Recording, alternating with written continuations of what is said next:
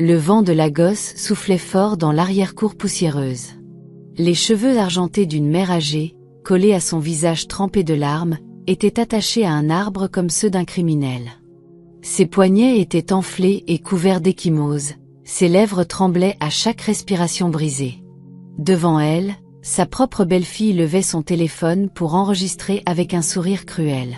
« Publions cela pour nous amuser. » La belle-mère supplie encore pour de l'argent pour ses médicaments à la porte de derrière.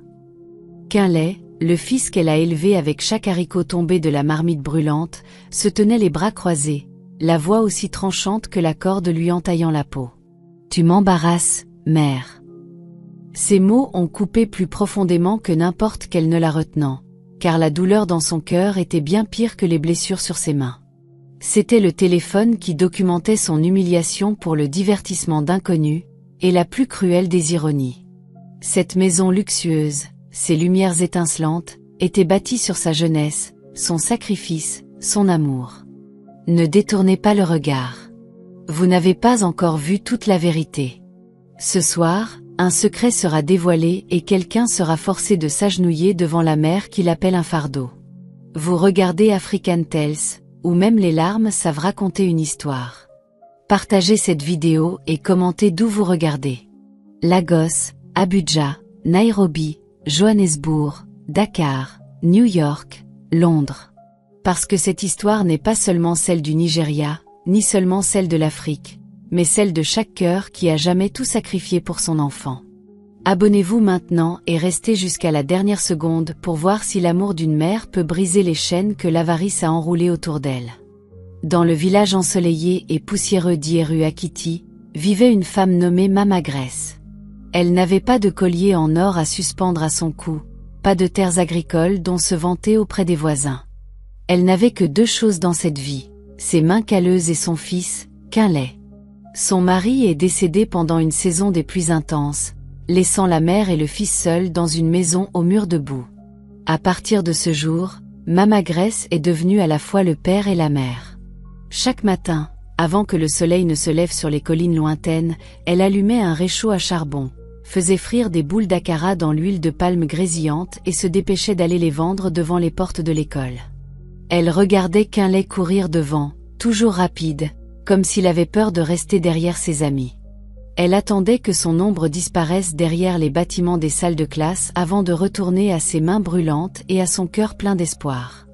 Les gens chuchotaient, « Une femme sans mari ne peut pas élever un enfant correctement. » Elle les entendait, mais ne laissait jamais les mots atteindre son cœur, car elle croyait que l'éducation était la seule route qui pouvait libérer son fils des chaînes de la pauvreté qui étreignaient leur village. Les nuits de panne d'électricité, la lampe à pétrole était leur plus grand trésor. Quinlay étudiait, son ombre tremblait sur le mur. Mama Grace regardait, une chaleur emplissant sa poitrine comme si la petite flamme nourrissait son âme.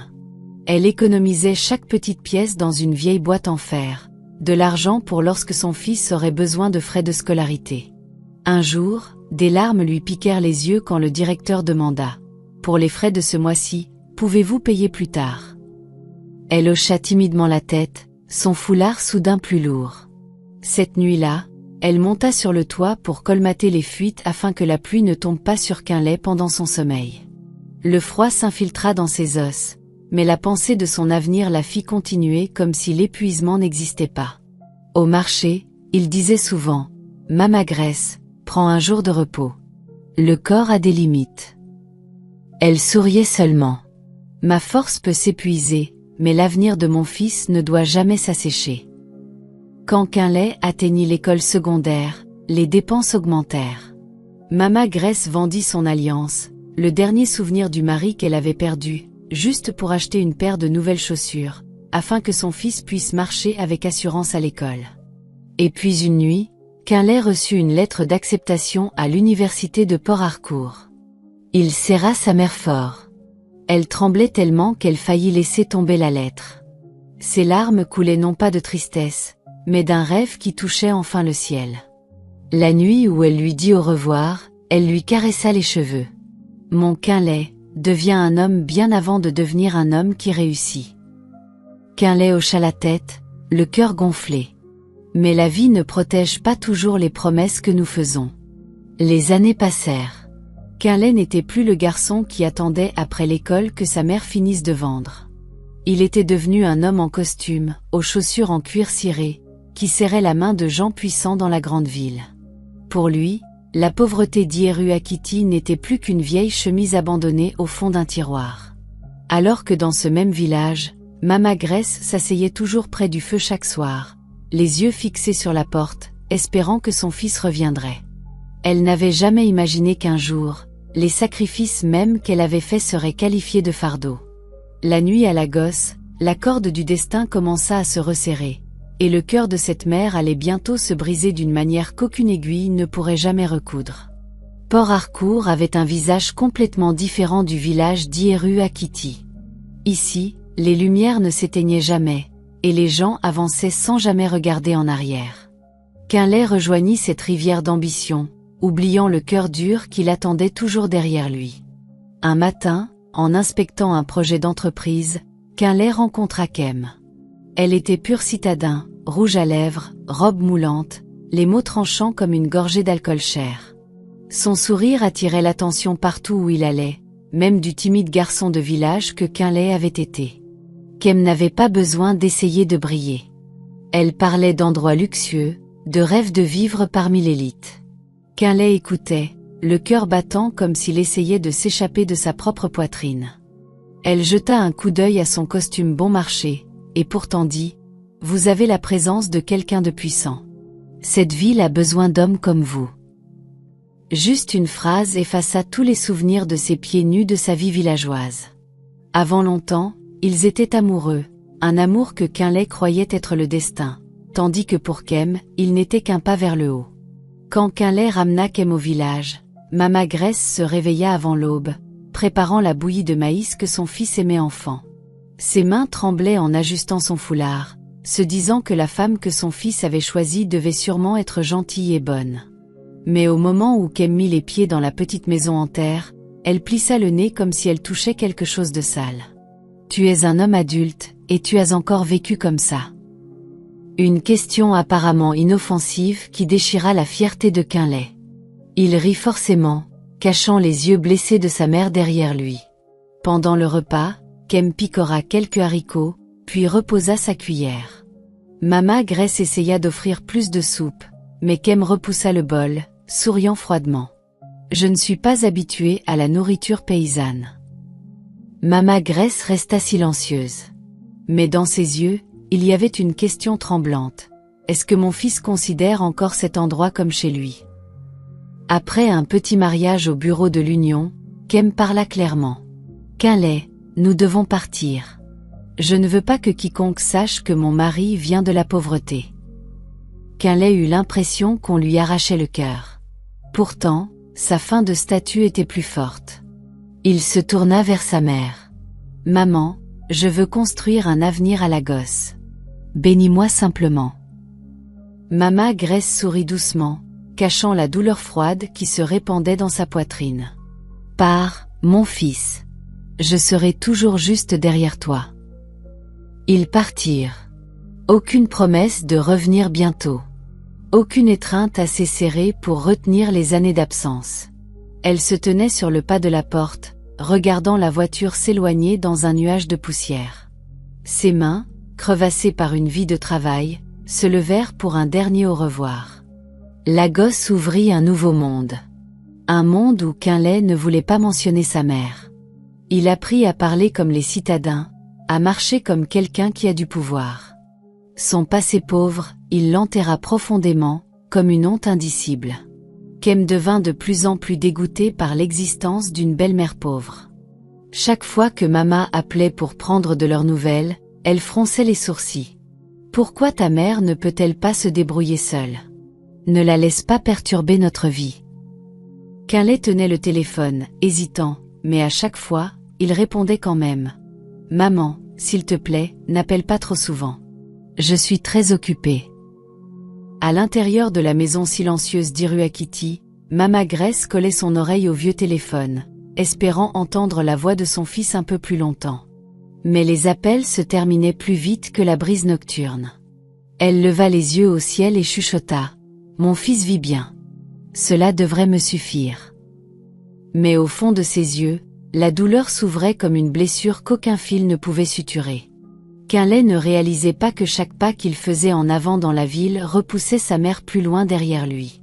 Et bientôt, une décision apparemment petite briserait le cœur d'une mère. Mama Grace voyagerait jusqu'à Lagos, déterminée à vivre près de son fils, ignorant que ce serait le début d'une tragédie que toute la nation allait voir. Lagos était vaste et bruyant, prêt à avaler quiconque n'avait pas d'endroit où s'accrocher. Le jour où Mama Grace arriva à la nouvelle maison de son fils, elle n'apportait qu'un petit sac en tissu, quelques vieux vêtements, le foulard que son mari lui avait offert le jour de leur mariage et une photo de Quinlay en classe de 5e. Elle n'était pas venue pour dépendre d'eux. Elle était venue pour être près de son enfant, pour aider si elle le pouvait. Kem ouvrit la porte, les yeux scrutant Mama comme si elle examinait un objet cassé et dépassé. Pas de sourire, pas de salutation. Quinlay sortit, mais au lieu de l'étreindre comme au jour d'Iruakiti, il dit simplement « Maman, s'il te plaît, ne dérange pas Kem. Elle n'est pas habituée à vivre dans des espaces exigus. » La maison de 3 étages était immense. Pourtant Mama se vit attribuer un petit coin du sol de la cuisine, juste à côté du cellier. Chaque fois qu'elle toussait, Kem fronçait les sourcils. « Qu'est-ce que ce bruit agaçant? Tu dois apprendre à te taire. » Mama rétrécissait de plus en plus, essayant de tousser doucement, comme si même respirer la rendait importune. Elle essaya d'aider, à laver les vêtements, à nettoyer, à faire la vaisselle. Mais Kem l'arrêta froidement. « À quelle époque vivons-nous? Si les voisins te voient faire des corvées, ils penseront que je suis méchante. » Pourtant, le moment où les invités partaient, elle jetait des piles de linge sale aux pieds de Mama. Puisque tu n'as rien d'autre à faire de toute façon. Quinlay travaillait toute la journée et ne revenait que pour s'effondrer sur le canapé, parcourant les actualités, sans même un regard pour sa mère. Mama se tenait tranquillement à distance, chuchotant. « Quinlay, es-tu fatigué? Laisse-moi te préparer du thé au gingembre. » Avant qu'elle ne puisse finir, il s'emporta. « Maman, arrête de faire comme si tout était grave. Ce n'est pas le village. » Ses paupières battirent, retenant les larmes brûlantes. Certaines nuits, Mama toussait jusqu'à ce que ses poumons crient, du sang tachant le chiffon qu'elle tenait contre sa bouche. Elle le cachait rapidement, de peur que Quinlay ne s'inquiète, ou pire, ne s'irrite. Une nuit tardive, alors qu'elle s'approchait en tremblant de la porte de leur chambre, Kem bondit comme si elle était confrontée à un cauchemar. « Que fais-tu ici à cette heure? » Mama chuchota. J'ai besoin d'un peu d'argent pour des médicaments. Kem rit, aigu comme une lame. Tu crois que Lagos est bon marché? Est-ce que tu sais seulement combien coûtent les médicaments ici? Quinlay se tenait derrière elle, silencieux comme une statue. Il ne regarda pas sa mère dans les yeux. Il murmura seulement. Maman, ce n'est qu'un petit rhume. J'achèterai des médicaments demain. Mais au matin, la promesse s'était dissipée comme si elle n'avait jamais été prononcée. Mama pensa que peut-être elle devrait rentrer chez elle. Mais chaque fois qu'elle soulevait son sac, son cœur étouffait d'une pensée. Si je pars, qui aimera mon fils? Alors elle reposait le sac, essuyait ses larmes derrière le mur de la cuisine et endurait. Un après-midi nuageux, Mama demanda si elle pouvait leur faire au revoir de la main avant qu'ils ne quittent la maison. Mais Kem dit, froide comme la brise de l'Atlantique, « Pas besoin. Ne laisse pas les voisins te voir. Ils penseront que notre famille vient des bidonvilles. » Cette fois, Quinlay ne resta pas seulement silencieux. Il hocha la tête. Un couteau se tordit dans sa poitrine. Mama chancela en arrière, les doigts tremblants contre le chambranle de la porte de la cuisine.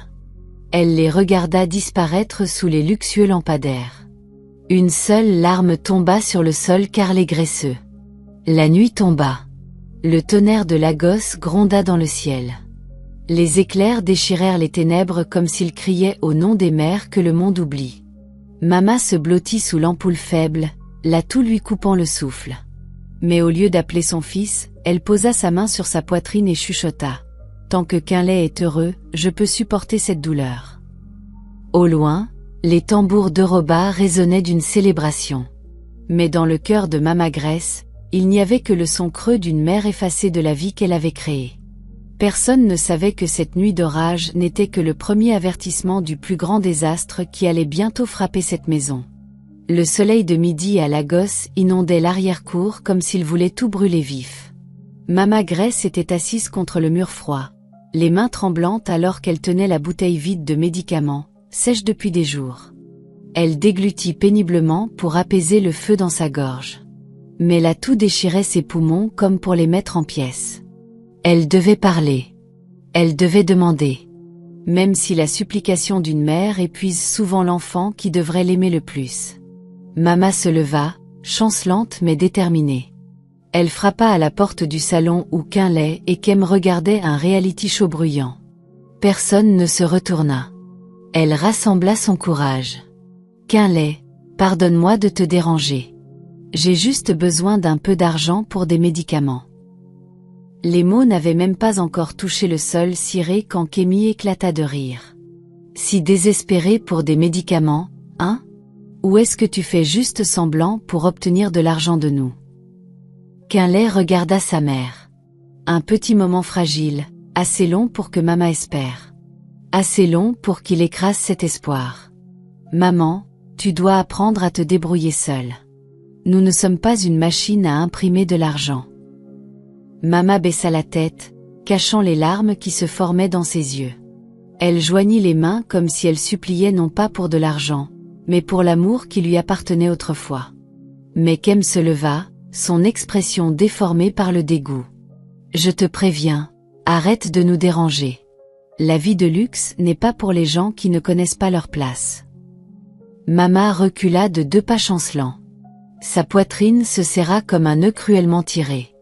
Elle n'avait jamais imaginé qu'être mère pouvait devenir un fardeau. La nuit vint. Les moteurs de voiture remplacèrent le son des criquets. Les mentions des voisins brillaient à travers les vitres striées de pluie. Mama était allongée sur une fine natte dans la cuisine, gelée. Sa tempête de tout secouait son corps, les larmes trempant le chiffon dans ses mains. Elle pensa, demain, je ne les dérangerai pas. Tant que Quinlay est en bonne santé et heureux, cela suffit. Mais la maladie n'attend pas que les cœurs brisés se préparent. Un soir, après avoir essayé de récurer l'huile sur le sol, Mama s'effondra dans le couloir.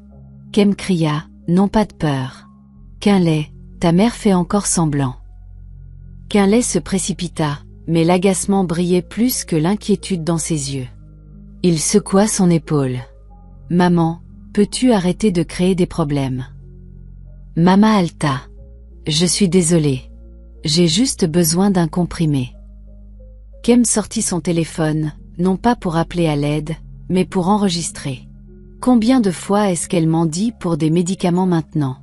Peut-être qu'elle aurait dû rester au village, c'est moins cher là-bas. Son rire claqua à travers la maison comme un fouet sur le dos usé de Mama. Quinlay regarda. Pas de colère, pas de défense, seulement le silence. Et ce silence fit plus mal que toute insulte.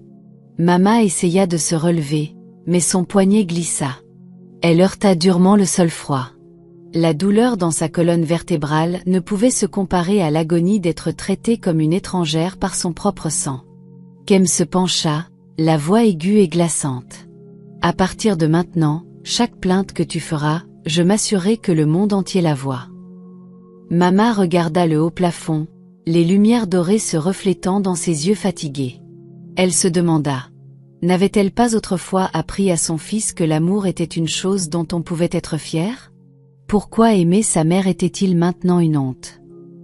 Cette nuit-là, Mama ouvrit tranquillement son petit sac en tissu.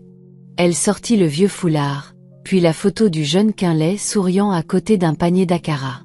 Elle la pressa contre son cœur et chuchota. Où est mon Quinlay, mon garçon? Personne ne répondit. Seule l'obscurité répondit par un silence froid. Dans cette grande maison, les lumières restaient vives. La musique continuait de jouer.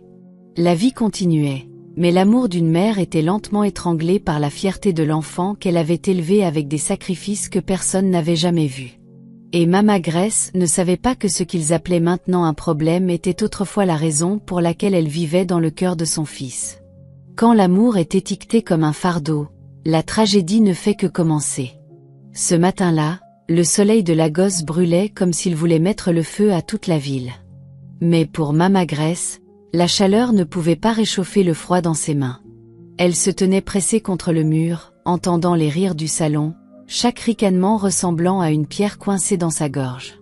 Alors que Mama luttait contre des vagues de douleur à l'intérieur de la maison, Kem choisissait un filtre pour la vidéo de la belle-mère énervante qu'elle avait filmée quelques jours plus tôt. Elle sourit, ajoutant des sous-titres moqueurs, une maladie appelée « Demander de l'argent pour les médicaments ». Quelqu'un a un remède. Quinlay jeta un coup d'œil à l'écran et soupira. « Kem, peux-tu la retirer ? Et si quelqu'un de l'entreprise la voyait ?» Kem croisa les bras, ricanant. « Tu t'inquiètes trop. Si ta mère crée des drames, les gens devraient savoir à quel point elle est agaçante. » Un tapotement et la vidéo fut lancée dans le monde. Personne dans cette maison ne réalisait qu'une tempête se formait déjà. Juste 30 minutes plus tard, Kem sursauta alors que son téléphone vibrait sans arrêt. Les notifications explosèrent. 100 000 vues, 300 000, plus d'1 million avant le soir. Des émojis riants, des légendes cruelles, des mèmes se répandant comme une traînée de poudre. Les commentaires affluaient. Cette belle-mère est un tel fardeau. Elle veut juste leur soutirer de l'argent. Apprenez-lui une leçon. Bon travail. Chaque commentaire était une lame dirigée vers le cœur d'une mère qui n'avait jamais abandonné son enfant. Mama s'approcha tranquillement, curieuse du bruit. Un coup d'œil à l'écran du téléphone, et elle se vit, les mains meurtries, le visage terrifié, la bouche tremblante comme une criminelle prise sur le fait. Personne ne mentionna les années à vendre de l'Acara sous le soleil brûlant. Personne ne mentionna l'alliance qu'elle avait vendue pour les frais de scolarité de Quinlay. Personne ne mentionna les nuits où elle pleurait en cousant son uniforme déchiré. En un seul battement de cœur, Mama comprit. Le monde se fiche de savoir qu'il a élevé pour en faire un homme. Il rit seulement quand elle tombe. Elle se détourna, étouffant ses larmes. Son cœur se fendit. Mais tout le monde ne se joignit pas à la moquerie. Quelques yeux avisés remarquèrent les ecchymoses sur ses poignets. Une personne commenta « Personne ne pense qu'elle est maltraitée ». Une autre répondit « Dans la culture Yoruba, une mère est la déesse du foyer. Qui ose manquer de respect à sa propre mère comme ça ?» Puis vint le commentaire qui changea tout.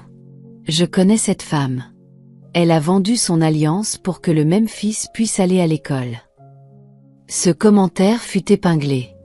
Les recherches pour le nom de Quinlay montèrent en flèche. Les gens demandaient « Qui sont ces gens ? Pourquoi une mère doit-elle mendier pour des médicaments ?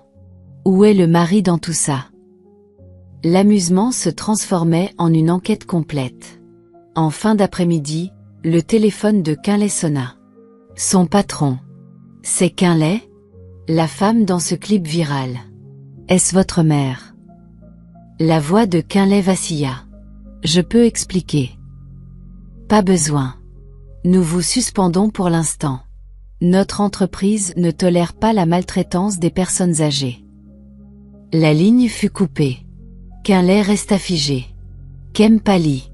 Leur petit jeu s'était transformé en une vague, déchirant leur réputation et leur avenir. Dehors, Mama Grace était assise seule.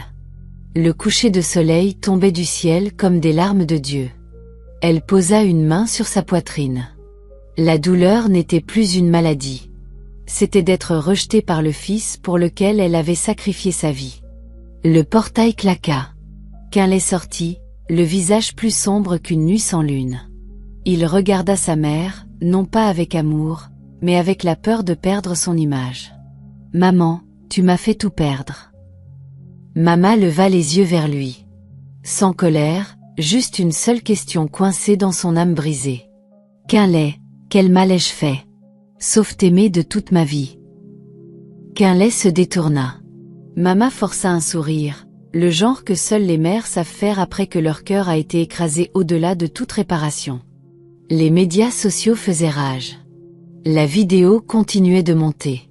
Mais l'esprit d'une mère tombait plus profondément dans l'obscurité.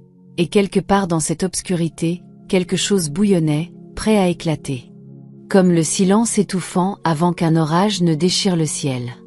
Le téléphone de Quinlay ne cessait de bourdonner. Chaque notification était une flèche transperçant la fierté qu'il avait mis des années à construire. L'image d'un homme poli en costume fin était remplacée par celle d'un fils qui ignorait sa propre mère.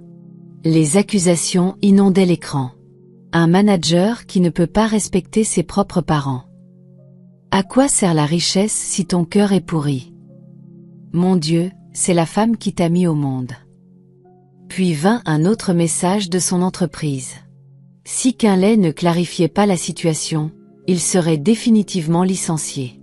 Quinlay s'affaissa sur le sol, l'esprit tordu comme des fils emmêlés derrière un mur de béton. Il avait autrefois rêvé de se tenir au sommet du succès, pour que sa mère soit fière. Maintenant, il était la raison pour laquelle le monde la plaignait et le détestait. Même l'arrogance de Kémy avait disparu. Elle tourna sa colère vers Quinlay. C'est toute ta faute. Tu ne peux même pas contrôler ta mère. Quinlay se leva d'un bond, les yeux brûlants. Ne parle pas de ma mère comme ça. Le visage de Kem se tordit. Oh, et pendant tout ce temps, tu ne m'as jamais blâmé. Où est-ce que tu montres enfin tes racines villageoises? L'insulte piqua, lui qui y avait autrefois cru, mais maintenant, elle ne faisait qu'approfondir sa honte. Pendant qu'ils se disputaient, Mama Grace était assise dehors, une main pressée contre sa poitrine alors que la douleur traversait son corps. Elle entendit chaque mot, chacun tranchant plus profondément dans un cœur qui avait essayé si fort de ne pas se briser. Elle essaya de se lever, mais ses jambes la trahirent. Le monde tourna et elle s'effondra. Quinlay entendit le bruit sourd et courut. Il trouva sa mère sur le sol, les yeux fermés, la respiration brisée. « Maman, maman, tu m'entends ?» Pour la première fois depuis des années, sa voix tremblait comme celle d'un enfant, terrifié à l'idée de tout perdre. Kem recula, pâle. Peut-être qu'elle fait encore semblant. Quinlay s'emporta, la voix cassante. « Assez, Kem. Si tu oses encore traiter ma mère comme une blague, c'est fini entre nous. » Il souleva sa mère dans ses bras, se précipita dehors, le téléphone tremblant dans ses mains. L'hôpital était froid, trop froid. Quinlay suivit la civière, le cœur transpercé de 1000 aiguilles. Le docteur l'examina, puis soupira. Depuis combien de temps toussait-elle du sang comme ça sans traitement? Elle a une grave affection pulmonaire. Quinlay chancela. Il se souvint de chaque quinte de tout, de chaque supplication, de chaque fois où il s'était détourné comme si cela ne le concernait pas. Le docteur continua. Elle a dû endurer la douleur pour ne pas être un fardeau.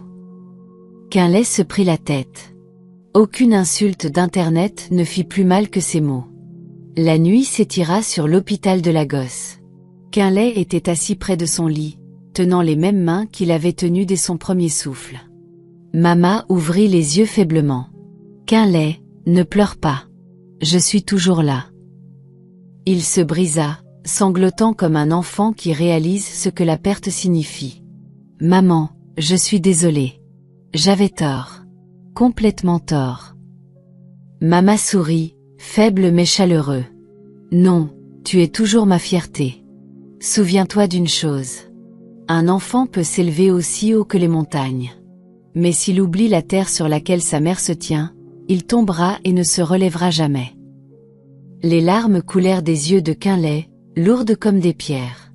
Il vit enfin à quel point elle avait vieilli, marquée par une vie de douleur qu'il n'avait jamais pris la peine de remarquer. Dans le couloir, Kem se tenait seul.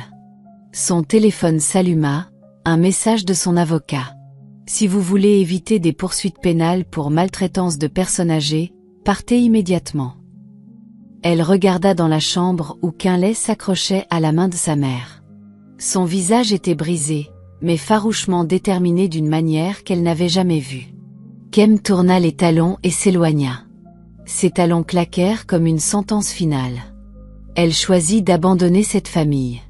Quinlay ne le savait pas.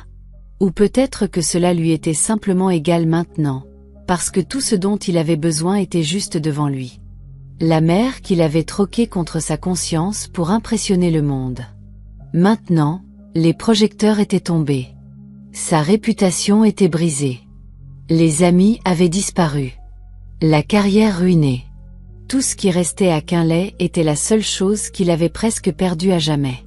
Dans la chambre d'hôpital froide, le bip doux du moniteur cardiaque faisait écho, chaque pulsation faible frappant Quinlay avec la même question.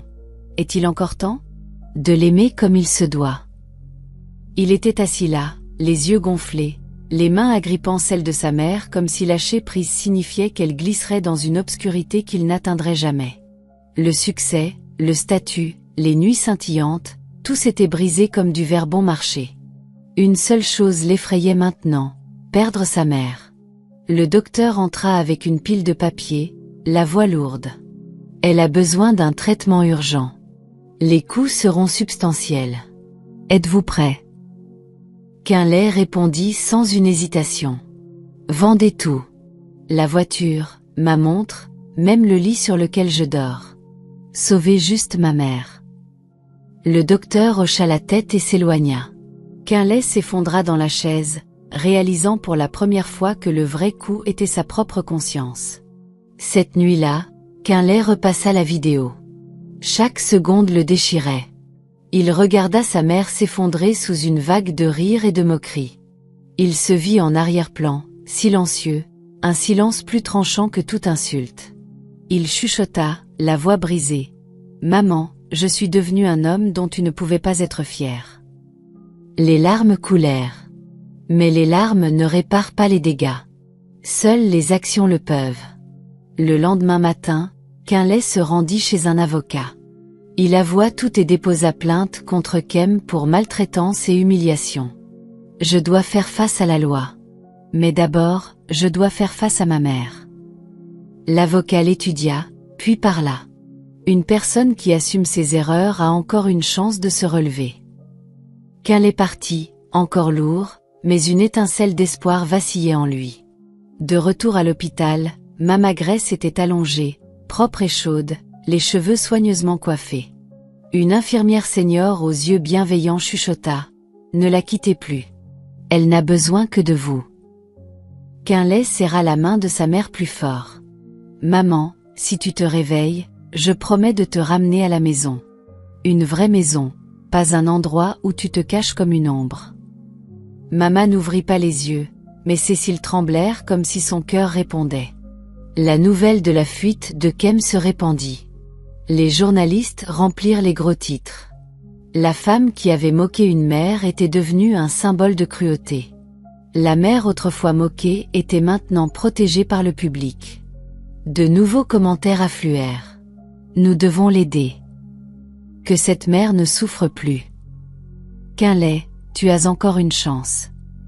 La même foule qui l'avait poussé vers le bas lui tendait maintenant la main, mais il devait vraiment changer pour la saisir. Ce soir-là, Quinlay retourna à la maison pour prendre des vêtements. Il regarda autour de lui. Canapé en cuir brillant, tasse de thé luxueuse, peinture coûteuse. Sans signification maintenant. Un petit foulard tomba du placard, le foulard que Mama avait emballé avec soin. Quinlay le pressa contre son visage et sentit l'odeur de la maison. Une vérité vertigineuse le frappa. Il avait couru si loin qu'il ne reconnaissait plus la mère qui se tenait juste derrière lui. Il leva la tête et chuchota. « Maman, attends-moi. Je ne te laisserai plus seul. » Quand Quinlay retourna à l'hôpital, le docteur ajustait les machines. Le rythme cardiaque de Mama s'effondra soudainement dans la zone dangereuse. Les alarmes hurlèrent. Quinlay se précipita. « Maman, tu ne peux pas partir. Pas encore. Pas avant que je te dise que je t'aime. » Les portes des urgences claquèrent. Quinlay fut repoussé dans le couloir. Il se frappa la tête contre le mur, se tenant la poitrine comme s'il pouvait arracher sa propre culpabilité. L'attente n'avait jamais été aussi cruelle. La lumière de la salle d'urgence s'éteignit. La porte s'ouvrit. Le docteur sortit, l'expression indéchiffrable. Il baissa lentement son masque. Les genoux de Quinlay faillirent céder, tout son avenir en équilibre sur ce que le docteur allait dire ensuite. Mama Grace survivrait-elle? Quinlay aurait-il la chance de remplir son vœu de rédemption? La réponse allait libérer des larmes de renaissance ou une vie de regrets impardonnables. Ce matin-là, le ciel de Lagos était lourd et gris, comme s'il attendait que quelque chose de grave se déroule. Devant les portes du tribunal, les gens s'étaient rassemblés comme une foule de festival. Mais personne ne souriait. Ils étaient venus pour être témoins de la justice pour une mère autrefois qualifiée de fardeau. Mama Grace fut poussée en fauteuil roulant, le souffle encore faible, mais ses yeux portant une nouvelle lumière. Quinlay marchait à côté d'elle, une main tenant la sienne fermement, l'autre la protégeant des regards indiscrets. Il n'était plus l'homme arrogant des fêtes extravagantes, mais un fils essayant désespérément de retrouver le chemin du cœur de sa mère. Les portes de la salle d'audience s'ouvrirent. Un air froid avalant toute chaleur. Kem fut escortée, le maquillage bâclé et les cheveux en désordre. Pourtant, une trace d'arrogance restait collée à elle comme un parfum bon marché. Elle regarda Mama et ricana. « Tu fais encore semblant d'être faible pour avoir de la pitié. » Les poings de Quinlay se serrèrent, mais Mama secoua doucement la tête. Elle n'était pas là pour se venger. Elle était venue pour la vérité, même si cela blessait son fils une fois de plus. Le procès commença. Le procureur joua la vidéo virale qui avait autrefois enflammé la colère d'Internet. Belle-mère suppliant encore pour des médicaments. Le rire de Kem claqua à travers les haut-parleurs comme un fouet déchirant l'air. La salle d'audience eut un soupir collectif, certains incapables de regarder l'écran. Le procureur demanda « Comprenez-vous ? C'est de la maltraitance de personnes âgées et un préjudice psychologique des pires sortes. » Kem leva le menton. C'était juste pour s'amuser. Ce n'est pas comme si quelqu'un était mort. Quinlay se leva d'un bond, la voix brisée. Elle en est presque morte. Elle s'est effondrée juste après ce clip. La salle se figea. Mama tendit la main et toucha le bras de son fils, doucement mais pleine de chagrin. Puis le procureur se tourna vers Quinlay. « Et vous, Quinlay, pourquoi êtes-vous resté silencieux pendant que votre mère était humiliée ?» Les épaules de Quinlay tremblèrent. Il fit enfin face à la question qu'il fuyait depuis des années. « J'avais peur que les gens voient que j'étais pauvre. Peur qu'ils voient que ma mère n'avait pas sa place dans le monde de pouvoir que j'essayais de rejoindre. Je craignais la honte plus que je ne craignais de la perdre. » Le silence inonda la salle d'audience. Mama Grace serra sa main. « Mon fils, tu n'as jamais besoin de t'agenouiller devant qui que ce soit, sauf devant ton propre cœur. » Personne ne parla, mais tout le monde comprit que la personne la plus accablée par la culpabilité n'était pas Kem, mais Quinlay lui-même. Le juge frappa du marteau, ferme et définitif. Kem est coupable de maltraitance de personnes âgées et d'humiliation publique. La cour la condamne à 12 mois de prison et à des travaux d'intérêt général obligatoires. Le visage de Kem se décolora. « Quinlay, tu vas juste les laisser m'emmener. » Quinlay la regarda droit dans les yeux, sans trembler. « Je laisse la justice faire ce qui est juste, ce que j'aurais dû faire il y a longtemps. » Les menottes cliquetèrent, un son comme la fermeture d'un chapitre d'un passé sombre. Dehors, Mama Grace regarda son fils et chuchota, la voix rauque. « Tu t'es tenu debout.